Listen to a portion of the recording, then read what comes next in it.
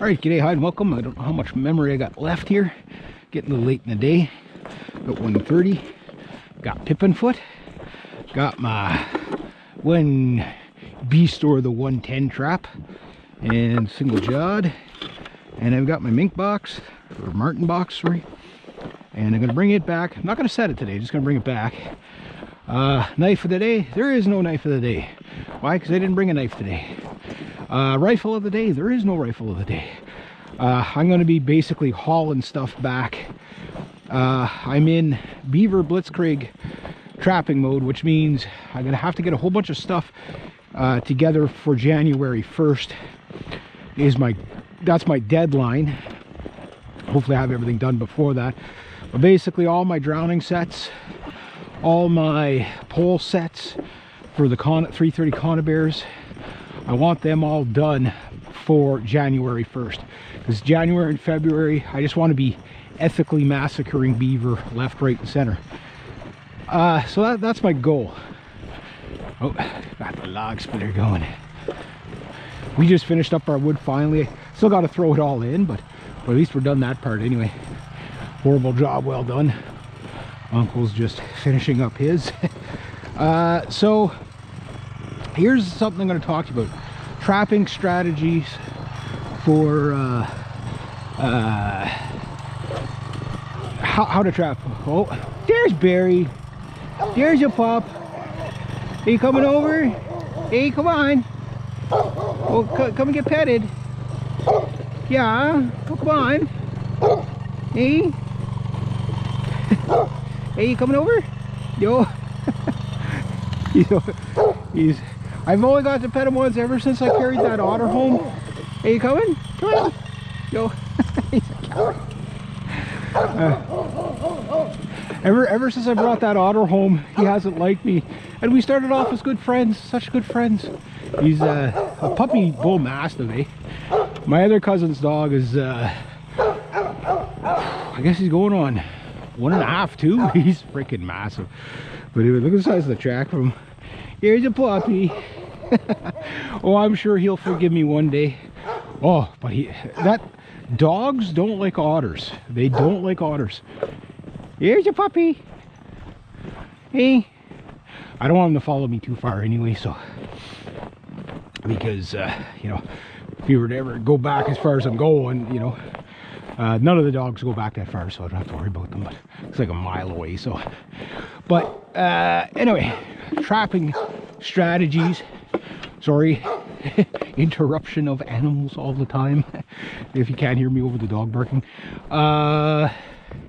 is how to set up your strategy for trapping so you don't, so you can manage your time best.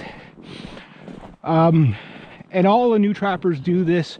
All the trappers that have been doing it a while and been out of it and get back into it make that kind of rookie mistake again. But here's what the rookie mistake is. And this is the one that's going to cost you the most in time. You're going to find a nice spot to trap over there. A nice spot to trap over there. Nice spot to trap there. Nice spot to trap there. And you're going to try to trap them all at once, because it'll increase my odds of catching something. No, it won't. Number one, the way you should do it is, I'm going to start with that area there. Trap it out. Then if I have time, I'll move on to that area. It becomes a bit of that seeing dogs are the story of the day. The dog and the bone theory, where you're getting a little bit greedy, where you think that you're going to get even more for. Well, here's the way to look at it. Whether you have one trap set there, one trap set there, one trap sets there, if your sets are good and you're, you know, using the bail, I'll talk about bait and trails and stuff like that, but basically the short of the long of it is the trail is the bait. You want to hunt buffalo, you go where the buffalo are. How do you find the buffalo? Follow the trail. Right? No buffalo in my area, but that's the saying how it goes, right?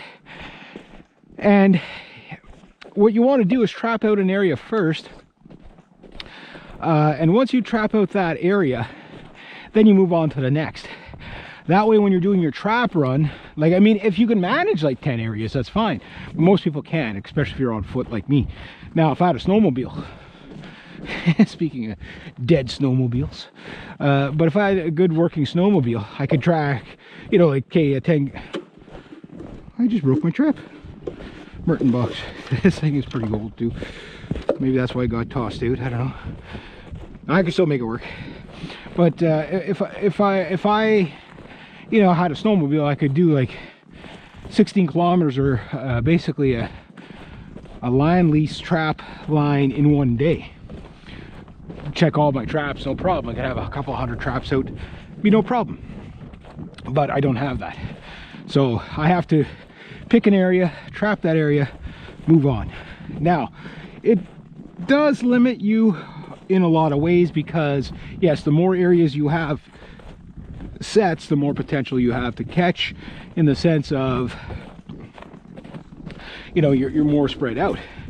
But that said, you're not necessarily going to catch any more fur than what's in the area, right? So if the animals ain't there, you ain't going to catch them. So you're best off take an area. If that area keeps producing really well, there's no reason to move from it.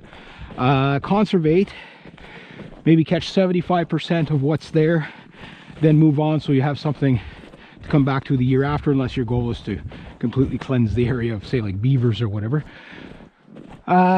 So trap 75% of each house. So if there's, say, 10 beavers in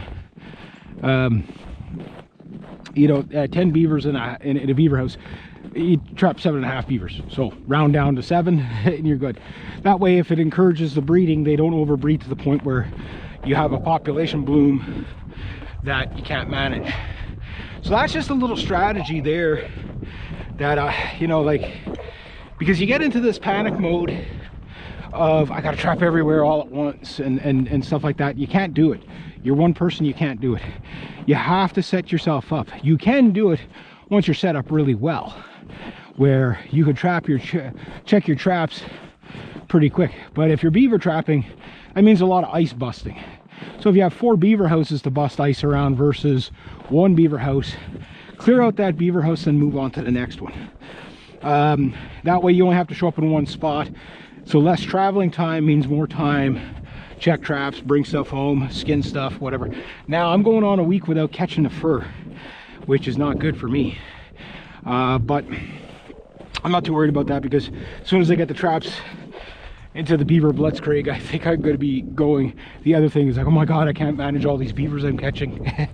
But hopefully it'll be cold enough that they'll stay frozen long enough for me to, you know, be able to skin them and flesh them and have everything out ready for the first auction. So between now and January, I want all my traps, everything that is functional.